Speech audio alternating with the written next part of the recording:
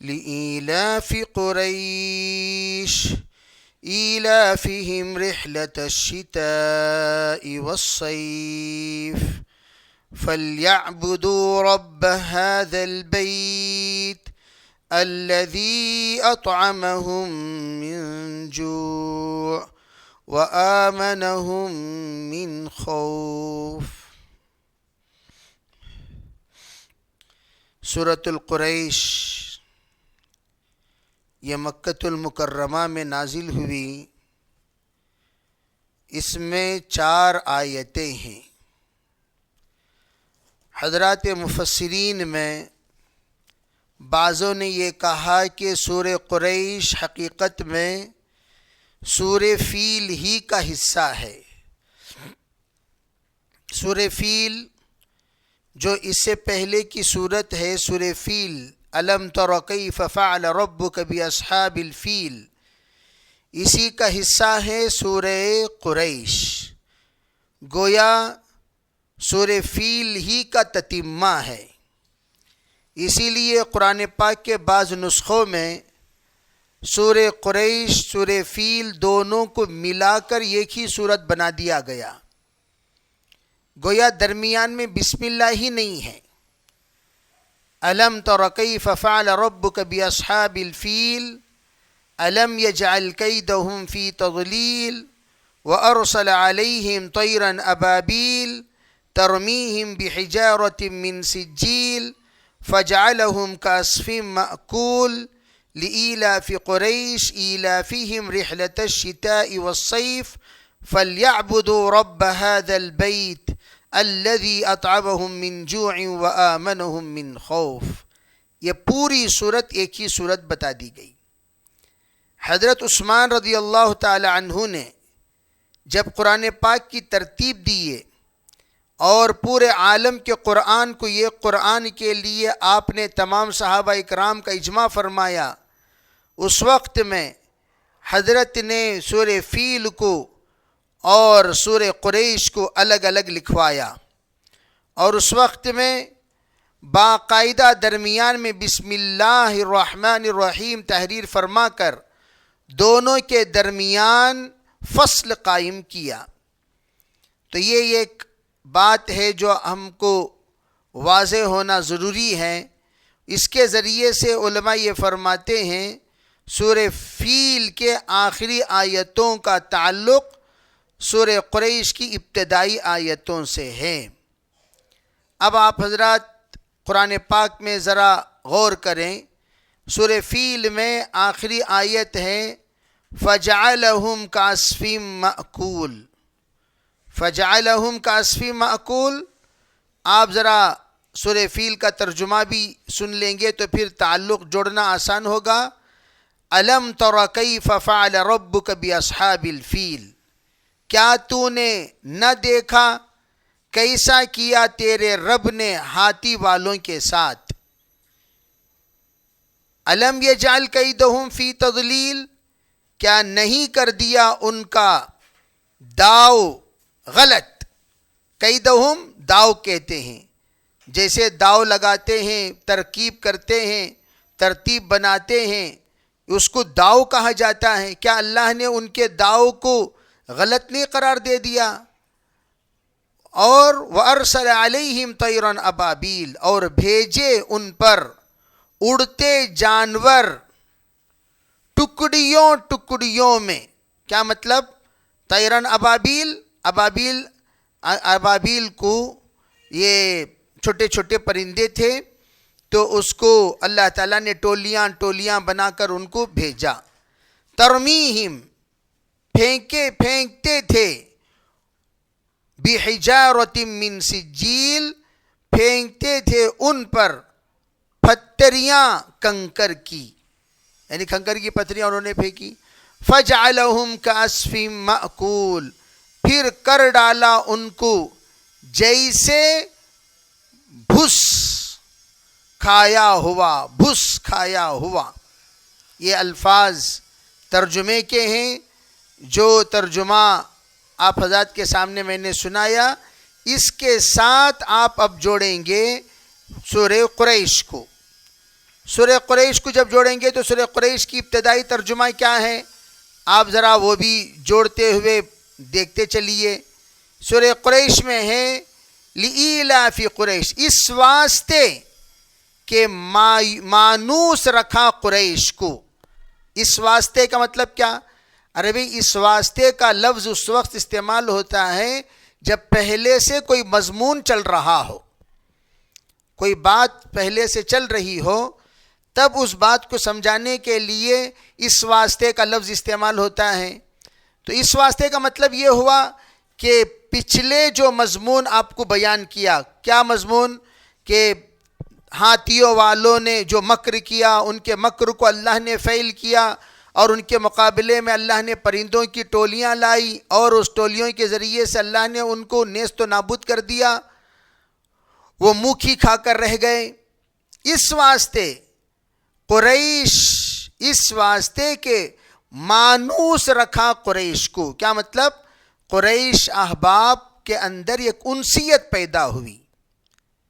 کیسی انسیت پیدا ہوئی؟ انسیت کس واسطے پیدا ہوئی؟ وہ اوپر سے ہاتھی والوں سے ان کا ایک تعلق تھا. ہاتھی والے یمنی لوگ تھے.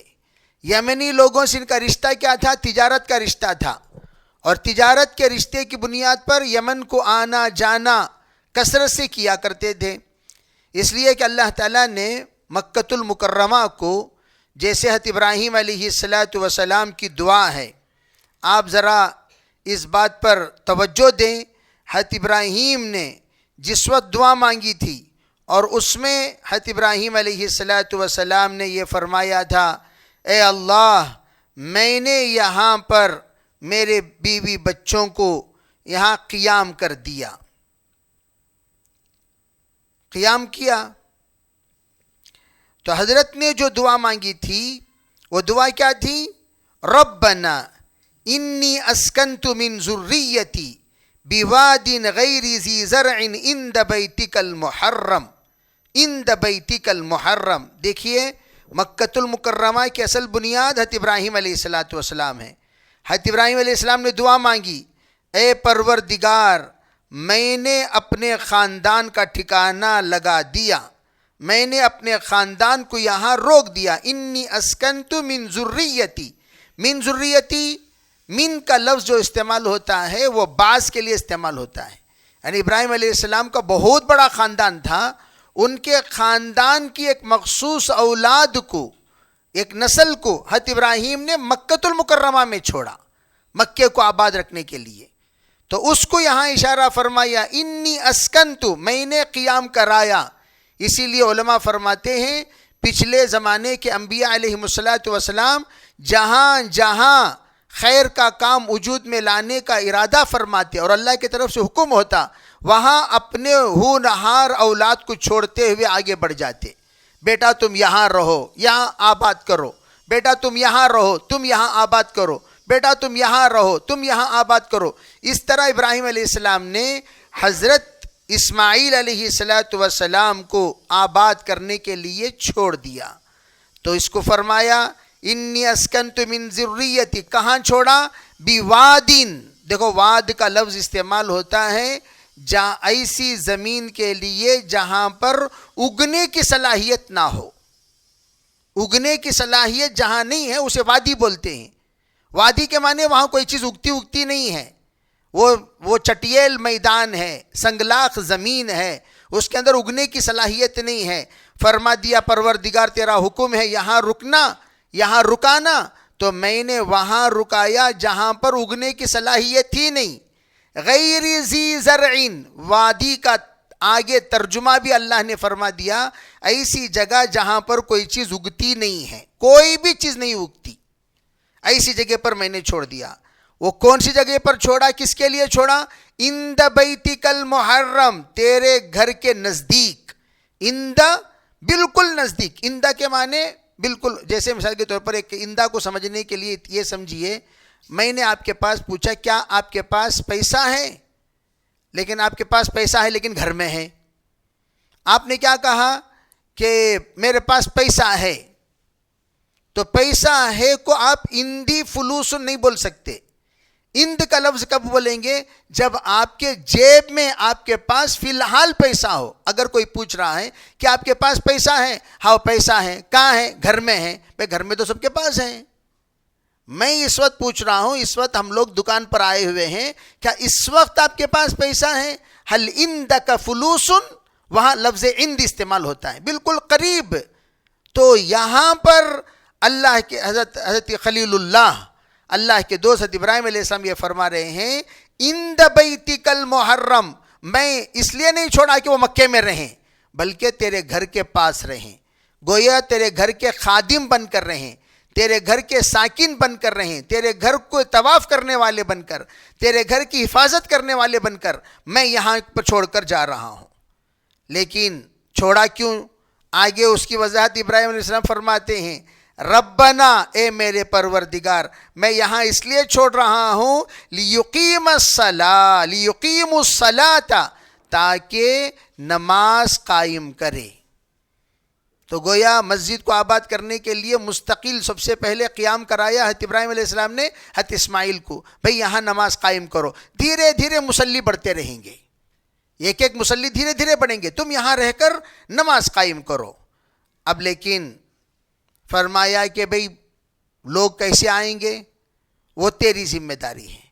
فَجْعَلْ أَفْئِدَةً مِّنَ النَّاسِ، یا اللہ لوگوں میں سے بعض لوگوں کے دلوں میں تو یہ بات ڈال دے، تہوی الیہم، کہ وہ لوگ سب کے سب کعبے کی طرف کھینچے کھینچے آئے.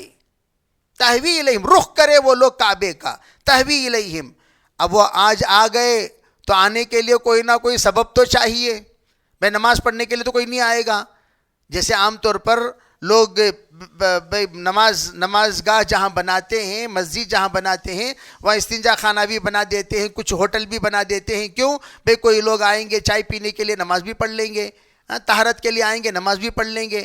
نماز ہی کے لیے رکنے والے بہت کم لوگ ہوتے ہیں. ضرورت کے لیے رکنے والے ضرورت کے لیے آئیں اور نماز پڑھ لیے، ایسا ہوتا ہے. تو مسافر ہمیشہ تلاش کرتا رہتا ہے، کہیں کوئی پھل مل جائے وہاں پر ہم رک جائیں، کہیں کوئی پانی مل جائے وہاں پر ہم رک جائیں. وہ اس پانی پینے کے لیے گئے، نماز بھی پڑھ لیے، فروٹ لینے کے لیے گئے، نماز بھی پڑھ لیے، کھانا کھانے کے لیے گئے، نماز بھی پڑھ لیے. اس طرح ہوتا تھا. تو اس لیے اللہ کے رسول حضرت ابراہیم علیہ السلام نے کیا دعا مانگی؟ یوں فرمایا، پروردگار لوگ تو آ جائیں گے، لیکن آنے کے بعد بار بار آنے والے کب بنیں گے؟ اس وقت بنیں گے جب یہاں کچھ پائیں گے. تو اس لیے دعا کیا مانگی؟ وَارْزُقْهُم مِّنَ الثَّمَرَاتِ. سب سے پہلی بات تو یہ ہے کہ بھئی زمین ایسی اور اگنے کی صلاحیت نہیں، وہاں پر میں نے بیوی بچوں کو بھی چھوڑ دیا اور یہاں نماز پڑھنے کے لیے پڑھانے کے لیے امام بنا دیا اسماعیل کو. اب لوگ بھی آئیں گے، لیکن آئیں گے تو یہاں خالی ہاتھ نہ جانے پائیں. اس کے لیے آپ کیجئے کیا؟ وَارْزُقْهُم مِّنَ الثَّمَرَاتِ، اے اللہ آپ ان لوگوں کو مختلف قسم کے پھل کھلائیے. اللہ اکبر. کیوں؟ لَعَلَّهُمْ يَشْكُرُونَ، تاکہ وہ لوگ شکر گزار کرنے والے بن جائیں. آئیں گے، ارے ماشاءاللہ ہم آئے، دیکھو بھئی کھجور ملا، یہ ملا، وہ ملا، مختلف فروٹس لیں گے تو پھر وہ لوگ جا کر دعوت بھی دیں گے، اے وہاں جاؤ بھئی مختلف قسم کے فروٹاں ملتی ہیں، نماز بھی پڑھ سکتے ہو، یہ بھی کر سکتے. تو لوگ آئیں گے تو دعوت دینا آسان بھی ہوگا کہ نہیں ہوگا؟ تو یہ آپ نے فرمایا. پھر اللہ اکبر، حضرت ابراہیم علیہ السلام پھر اپنی اخلاص کو بھی بتا دیے. ربنا انک تعلم ما نخفی وما نعلن. حضرت ابراہیم علیہ السلام کی عجیب دعا. فرمایا پروردگار آپ جانتے ہیں ہم کیا چھپا رہے ہیں، کیا ظاہر کر رہے ہیں، دل میں ہماری کیا نیت ہے. پھل کھانے وانے کی نیت نہیں. لوگ بیچارے اپنے دل کے اندر ایک خواہش رکھتے ہیں، اس خواہش کی قدر کرتے ہوئے میں کہہ رہا ہوں یہ پھل، ورنہ ہم لوگوں کو پھل بلکہ ہمیں ضرورت نہیں ہے، آنے والے مہمانوں کی مہمان نوازی کے لیے میں کہہ رہا ہوں. ما نخفی وما نعلن. اور فرمایا اور آپ کو بتانے کی ضرورت بھی نہیں ہم کیا ظاہر کریں کیا چھپائے.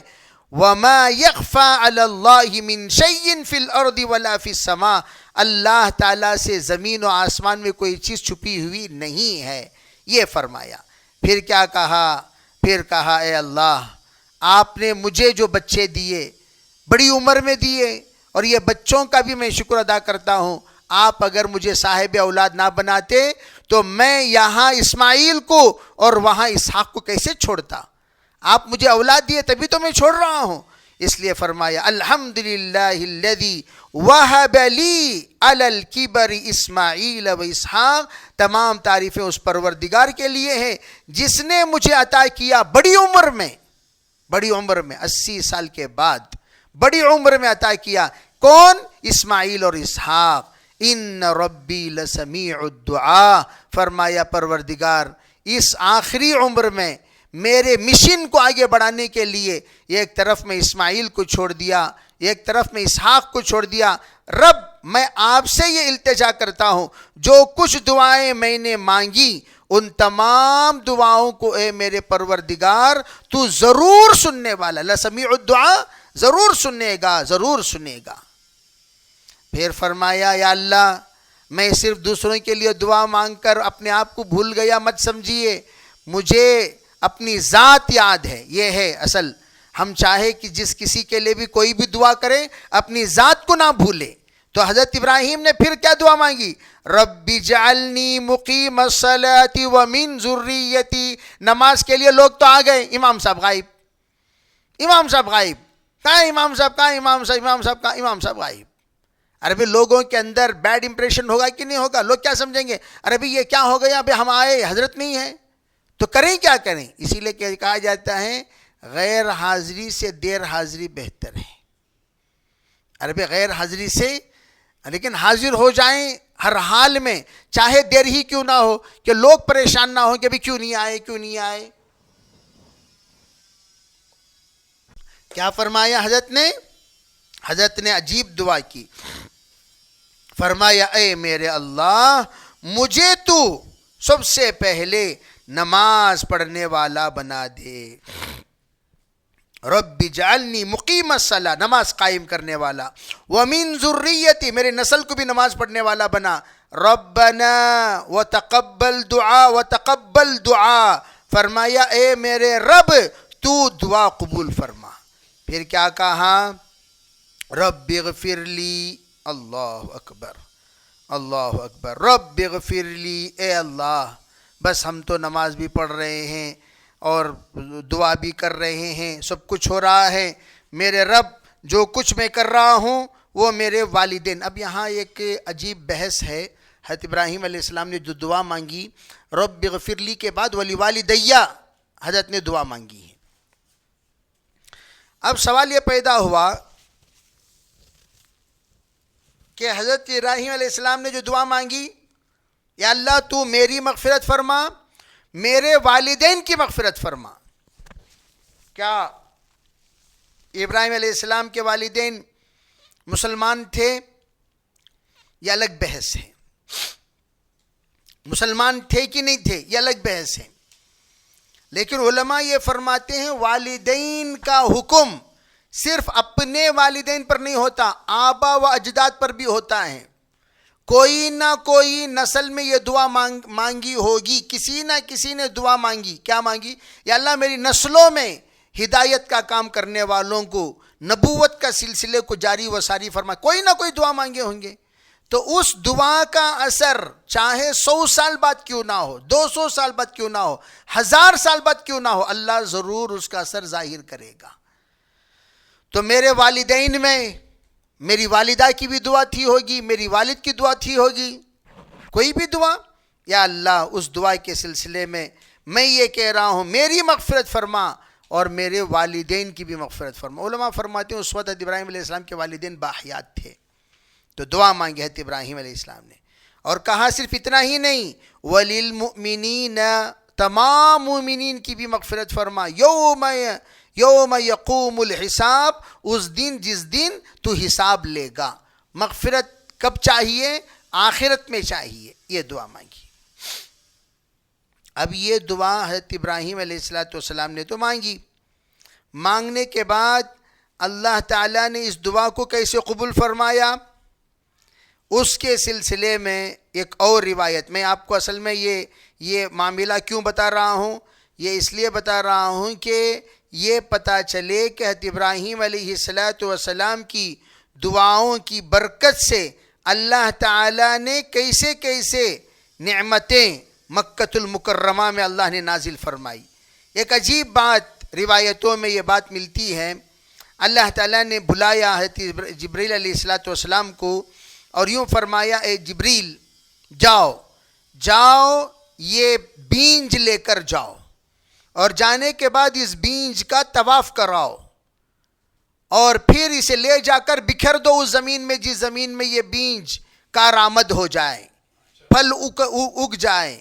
چنانچہ حضرت ابراہیم علیہ السلام بینج لائے اور کعبے کا طواف کرایا، پھر لے جا کر جہاں پر سنگلاخ زمینیں ختم ہو کر بہترین زمین، بہترین پانی والی زمین، وہاں پر انہوں نے بکھیر دیا، اور بکھرنے کے بعد پھل آنا شروع ہوئے، بہترین فروٹس آنا شروع ہوئے خود بخود۔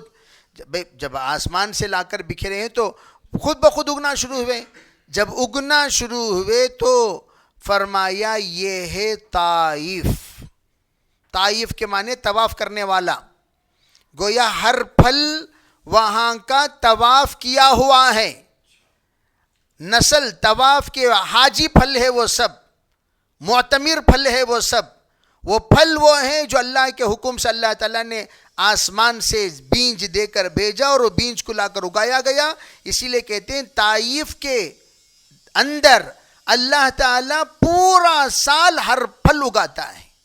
پوری کائنات میں کہیں بھی آپ موسمی پھل پائیں گے، بھئی اگر آم ہے تو آم کا موسم الگ ہے، جام کا موسم الگ ہے، سیتا پھل کا موسم الگ ہے، الگ الگ موسم میں الگ الگ فروٹس ملتے ہیں۔ ہمیشہ ہر پھل ملے اس طریقے کا کوئی موسمبی کا موسم الگ ہے، سنترے کا موسم الگ ہے، لیکن طائف وہ ہے جہاں پر خدا کی قدرت کا عجیب کرشمہ، ہر وقت آپ کو ہر پھل ملے گے، اور عجیب عمدہ پھل، تر و تازہ پھل، تمام پھلوں میں بالکل عمدہ، بالکل نمایاں، بالکل عجیب ٹیسٹ والا۔ تو یہ اللہ تعالیٰ نے جب حکم دیا حضرت ابراہیم علیہ السلام کی دعا کی قبولیت کے بعد، تو وہاں سے کچھ لوگ پھل، اب دیکھیں پھل تو اگتے ہیں وہاں، بیچیں گے کہاں؟ بیچنے کے لیے تو پبلک کی جگہ چاہیے، عربی مارکیٹنگ کرنے کے لیے کوئی جنگل میں جا کر تھوڑی بیچے گا، وہاں آ کر بیچے گا جہاں پر لوگ ہوتے ہیں، جہاں پر پبلک ہوتی ہے۔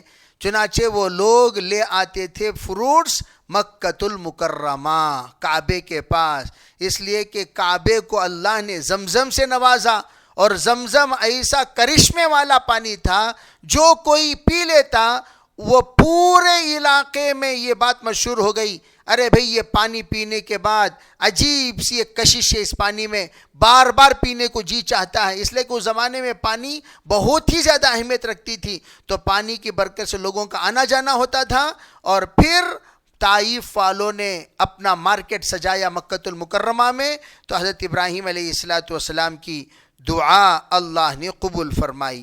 تو یہاں میں عرض کرنا چاہتا ہوں کہ یہ جو من الثمراتی، اللہ کے حضرت ابراہیم علیہ السلام نے جو دعا مانگی کہ ثمرات کے سلسلے میں اللہ نے وہ ثمرات تمام کو عطا فرمایا، اور اس ثمرات کے آنے کے بعد لوگ پورے کے پورے کیا ہوئے؟